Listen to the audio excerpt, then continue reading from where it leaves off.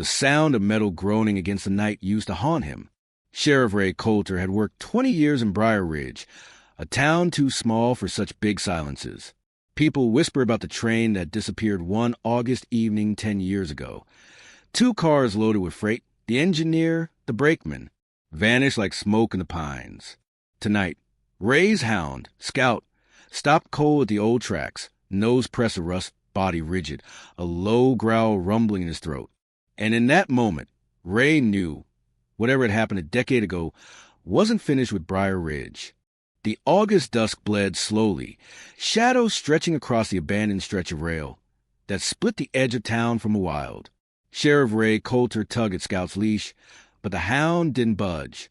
His ears were sharp, his paws planted as though the earth itself was speaking through the rusted rails. "Come on, boy," Ray muttered, his breath clouding in the damp heat. He'd taken Scout out here just to clear his head, nothing more. He didn't want to think about trains or the anniversary, or how the town looked at him like a man who'd failed. Scout gave a sharp bark, the kind that cut through Ray's ribs, then dropped low, sniffing. His paws scratched against the gravel bed like he was uncovering something hidden. Ray crouched, his knees aching. The old tracks glimmered faintly in the last light, rusty but solid. He pressed his palm to the rail. Cool, almost damp. Strange. The rail lines hadn't carried a train in years, not since the accident that wasn't supposed to be an accident. "Ray!" The voice startled him. He turned sharply, hand brushing the revolver at his hip. A woman stood 10 yards down the embankment, her figure slim, her hair tied back in a careless knot. Claire Jennings, reporter, outsider, and, most of all, trouble. She'd arrived 6 months ago, sniffing at the town's ghost with that notebook of hers. "What the hell are you doing out here?" Ray asked. She shrugged, but her eyes glimmered in the dusk. "Looking, listening, same as you." "I wasn't listening." She smirked, stepped closer. "Your dog begs to differ." Ray's jaw tightened. Claire unnerved him more than he cared to admit. She was younger, sharp, with that restless way of seeing things he'd long trained himself not to. Scout gave another sharp bark, pawing furiously at the gravel, digging as if something lay beneath. Ray tugged him back. "Stop it." But the dog refused, and within seconds his claws scraped metal. Ray frowned, knelt again. It wasn't track. No. It was thinner, buried shallow, running crosswise under the rail bed. He brushed gravel aside with calloused hands until a strip of corroded steel plate revealed itself. Claire crouched next to him, her breath catching. "That's not railroad equipment." Ray didn't answer. His stomach had gone cold. The plate had bolts on either side, worn nearly smooth with time. Like a hatch. The wind picked up then, rattling dry leaves in the trees beyond the embankment. For a long moment, the two of them just stared, the fading light turning everything the color of old blood. Finally, Ray stood, brushing his hands off on his jeans. "It's nothing." Claire's laugh was short, humorless. "Sheriff, you and I both know you don't believe that." Ray met her gaze hard. "You don't know what I believe." She tilted her head, studying him. "You were the one on duty the night the train disappeared, weren't you?" He felt his shoulders stiffen. The night, 10 years ago. The call that never came, the whistle that never blew. He'd been waiting in the office, coffee gone cold, thinking about his daughter's sleep at home, when the dispatcher told him the train was overdue. He remembered the cold sweat, when they couldn't raise the engineer, the search parties, the excuses, the long years of silence. He looked at Claire now, his voice low. "Go home." But she didn't move. She was stubborn, like a weed between stones. "I think you're afraid of what we'll find under there." Scout whined, circling the hatch, nose pressed to the metal. Ray turned away. "There's nothing left to find."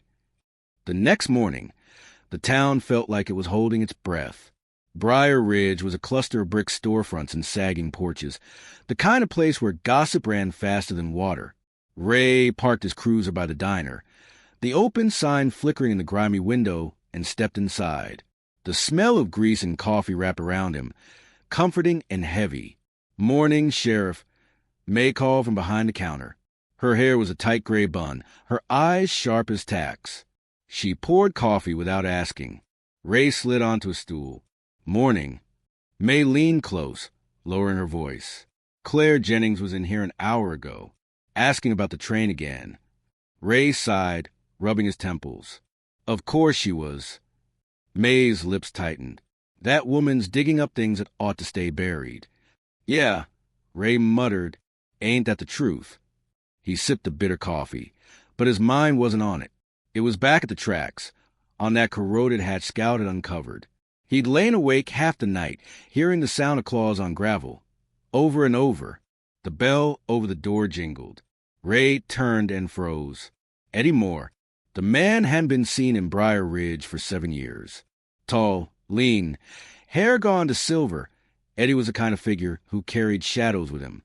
He used to run freight through these rails, a brakeman with too many stories and too many debts. Some called him unlucky. Ray had another word for it. Dangerous. Sheriff, Eddie said, voice smooth but with a rasp underneath. He tipped his cap. Mind if I sit? Ray's got tightened. It's a free country. Eddie slid onto the stool beside him, ordered black coffee. His hands were scarred, his nails chewed down. He looked tired, haunted. I heard you were out by the tracks last night, Eddie said, not looking at him. Ray stiffened. Word gets around. Eddie finally turned, his eyes pale and unsettling. You find anything?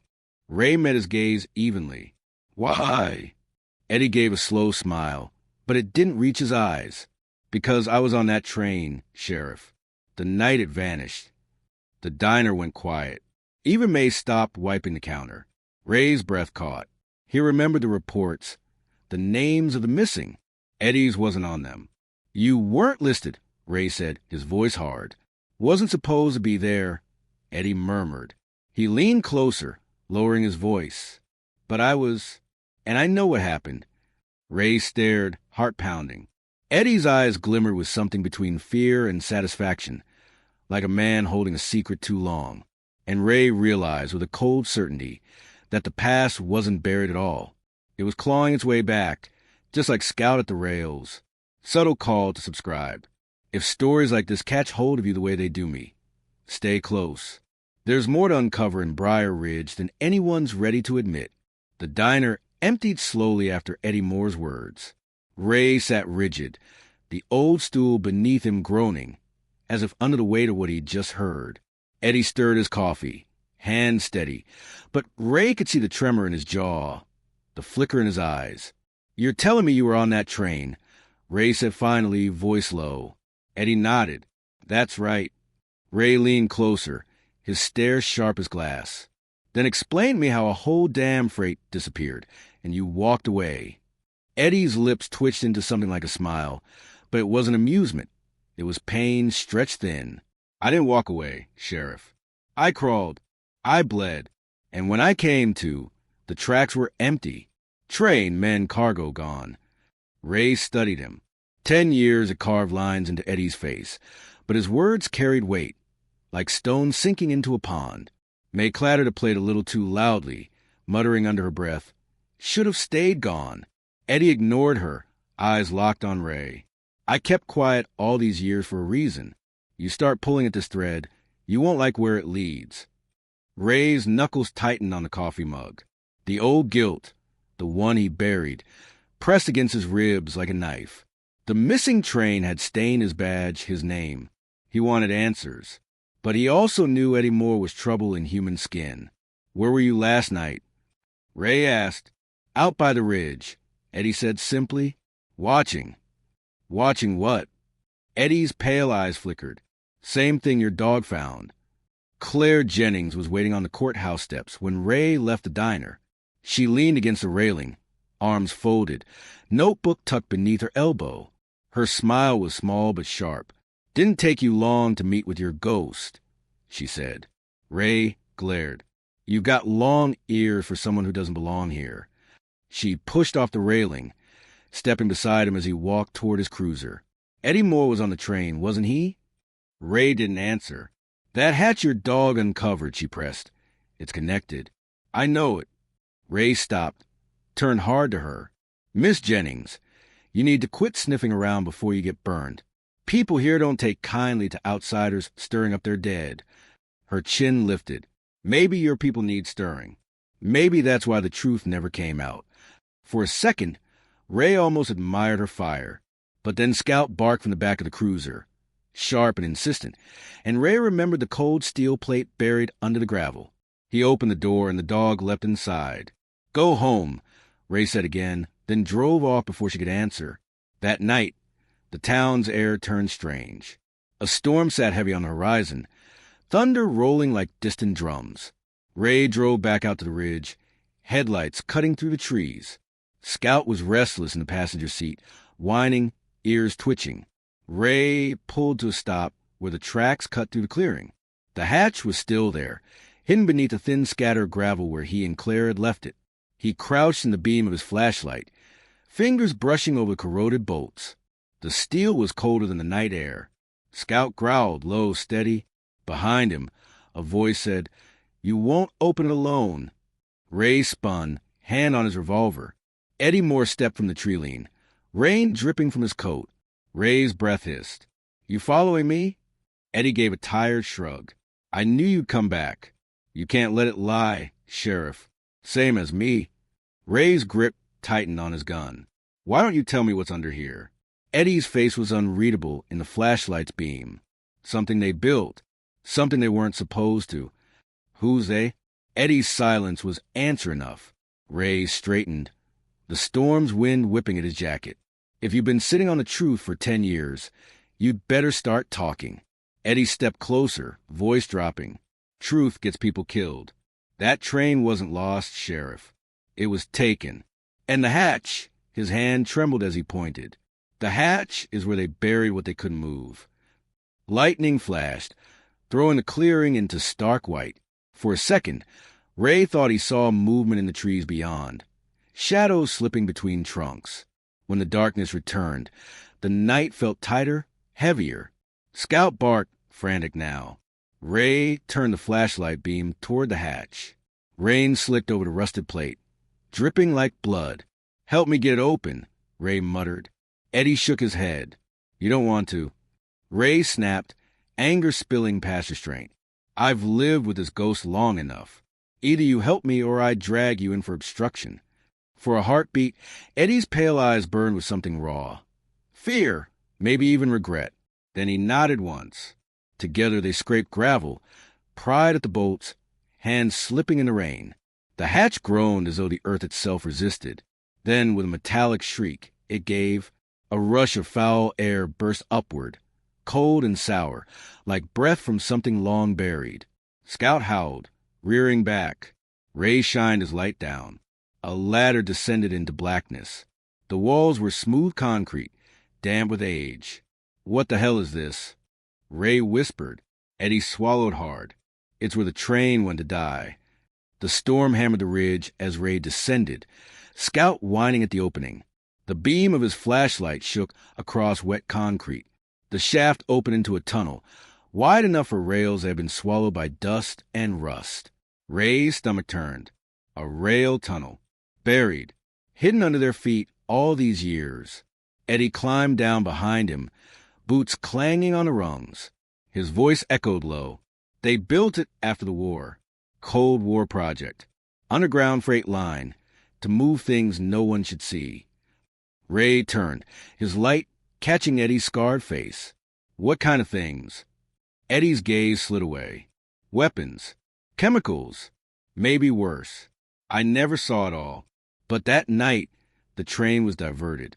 Switched down here." Ray's throat went dry. Diverted by who? That's the question. The tunnel stretched into darkness, rails vanishing into a black throat. The smell was chemical, metallic. Ray forced himself forward, boots crunching gravel. After 50 yards, his light struck something. A rail car.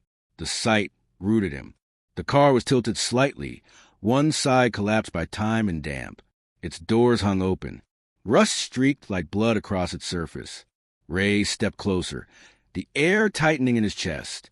Inside the car were crates, metal and rotted wood, labels long faded. But one stenciled word was still legible: biohazard. His gut twisted. Eddie's voice trembled now. That's why they couldn't admit what happened.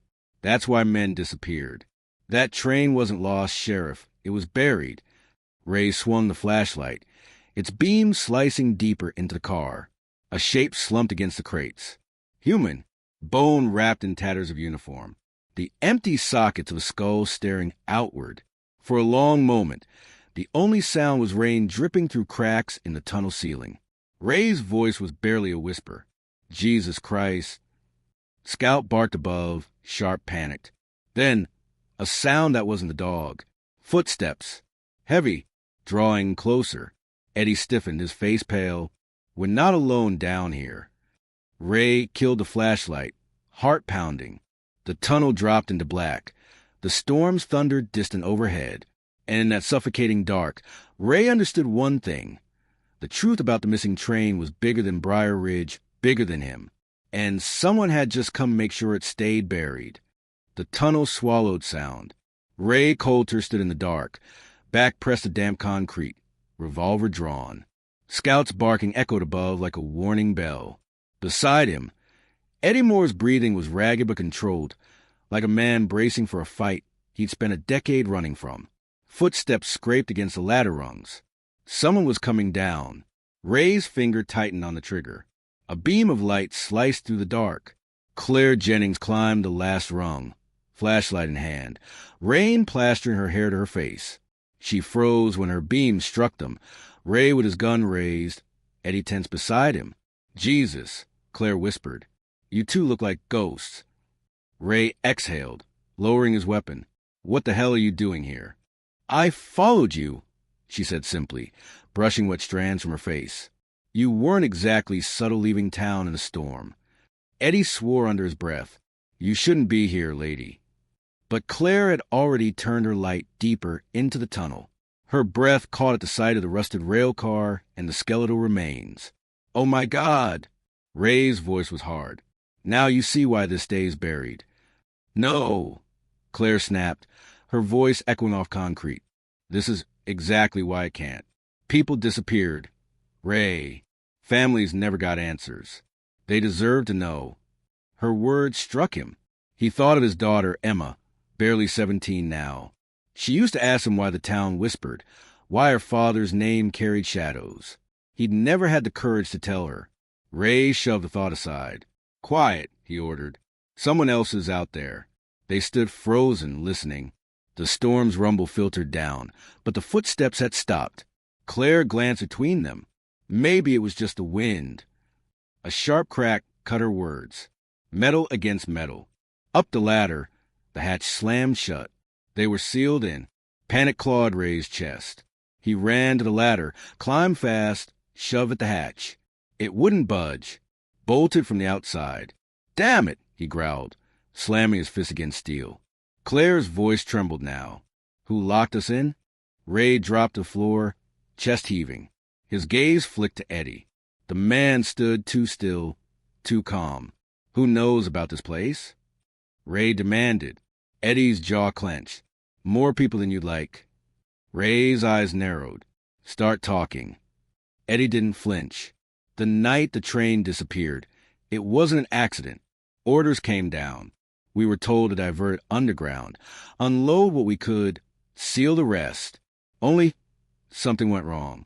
The cars leaked. Men got sick. Some never made it out. Ray's stomach twisted. And you kept this secret 10 years? I didn't have a choice, Eddie said flatly. They told me if I talked, they'd bury me too. Claire stepped forward, eyes blazing. Who's they? Government? Military? Some corporation? Eddie's silence said enough. Ray's temper broke. He grabbed Eddie by the collar, slamming him against the wall. You son of a bitch. You let me take the blame. You let the whole town think I failed them. Eddie's pale eyes didn't waver. You were safe for not knowing. For a second, Ray wanted to put a bullet through him. Instead, he shoved him back, chest heaving. Claire's flashlight beam trembled across the tunnel. It struck another rail car further down, half collapsed. Wait, she breathed. There's more. They followed the beam. The second car had split open, crates spilled across the gravel. Some had burst, their contents glittering faintly in the light. Powdered residue, glass vials, corroded canisters. The air stank sharp chemical, burning the back of Ray's throat. And among the debris, another skeleton slumped, fingers curled around a revolver. Claire covered her mouth. They left him down here. Ray crouched, lifting the rusted gun from the bones. A name tag still clung to the uniform, barely legible. Harris. Ray froze. He knew that name. Deputy Frank Harris, his old partner. The man Ray thought had deserted when the train vanished. He stared at the tag, gut twisting. Harris hadn't deserted. He'd been swallowed by this secret. Ray whispered, voice breaking, "God damn you, Eddie. You knew." Eddie looked away. Shame etched deep. He volunteered. He was supposed to make sure it stayed buried. Ray's vision blurred with rage. He wanted to scream, to tear the tunnel apart with his bare hands. Instead, he holstered the revolver and whispered, "He was my friend." Scout barked frantically above the hatch, claws scraping metal. The sound kept him tethered, alive. Claire steadied her breath, notebook forgotten at her side. "If we don't get out, we end up like them." Ray looked to Eddie. "Any other way out?" Eddie hesitated. "There's a maintenance shaft half a mile down, but we'll have to go past the storage cars." Ray's jaw set. "Then we go." They moved deeper into the tunnel, flashlights cutting through the dark. The air grew heavier, burning their lungs. More cars loomed, wrecked and rusting. Crates spilled like broken coffins. Claire stopped at one, crouching. She brushed grime from a label. Her voice cracked, human tissue samples. Ray's stomach heaved. He yanked her to her feet. "Don't touch anything." But Eddie's voice carried behind them. It wasn't just weapons. They were testing things. Things they couldn't explain. Ray turned on him. "You knew about this and you stayed quiet?" Eddie's face was hollow. "I was trying to survive." Before Ray could answer, a noise cut to the tunnel. A shuffle, deliberate. Someone else was here. Flashlights swung. Shadows shifted at the far end. A figure emerged, tall, broad-shouldered, face hidden by a hood. A rifle gleamed in his hands. "Drop the lights." A voice commanded, deep and cold. Ray raised his revolver instead. "Who are you?" The man stepped closer. His hood slipped back, revealing a face Ray hadn't seen in years. Deputy Frank Harris. Ray staggered back, the name tag clutched in his hand. "No, that's impossible." But the man was real, his eyes hollow, skin pale, scarred. "You left me here, Ray," Harris said, voice raw. "You all left me." Ray's mind reeled. He'd seen the skeleton, the tag. But Harris stood breathing before him, broken but alive. Claire whispered, "Oh my God!" Harris raised a rifle. The train didn't just disappear. We became its cargo. Eddie's face drained the color. "Frank, don't." Harris spat. "You ran. You left me to rot in the dark. I've lived in this graveyard for 10 years, guarding their poison. You think I'll let you drag it into the light?" The rifle shifted toward Claire. Ray stepped forward, heart pounding. "Frank, it's me, Ray, your friend." Harris's eyes glistened with something like grief. "You didn't come for me." The words cut deeper than any bullet. "Put the gun down," Ray whispered. "Let's walk out of here together." But Harris's hands shook, torn between rage and memory. Scout barked above, frantic, desperate. The tunnel thundered with a single shot. The blast echoed forever. Claire screamed, ducking. Ray stumbled back, ears ringing. When the dust cleared, Harris lay slumped against a rail car, the rifle clattering from his grip. Eddie stood rigid, pistol smoking in his hands. Ray's chest heaved. You killed him." Eddie's eyes burned. "He was going to kill you. Kill her. There was no saving him." Ray dropped to his knees beside Harris. The man's eyes flickered, fading. His lips moved, a whisper barely there. Still alone. Then nothing. Ray bowed his head, pain tearing through him. His friend had been alive all these years, trapped in hell, and he died believing Ray had abandoned him. Claire's hand touched his shoulder, gentle, trembling. "I'm sorry." Ray's voice cracked. He deserved better. Eddie holstered his gun, face hard. We all did. They made it to the maintenance shaft. Rusted narrow, it clawed them with each rung. Scout's barking guided them. When Ray shoved a hatch open, the storm's rain hit his face like absolution. They emerged on the ridge, night split by lightning. The forest swallowed the tunnel behind them, leaving only the sound of rain and the echo of ghosts. Ray stood in the downpour, Scout pressed against his leg. Claire leaned on him, soaked and pale. Eddie lit a cigarette with trembling hands, the flame flickering like a confession. For a long time, none of them spoke. Finally, Claire whispered, "What do we do now?" Ray stared at the trees, the tracks, the place where his town's secret bled into the earth. "We tell the truth," he said. His voice was low but steady. "Even if it kills us."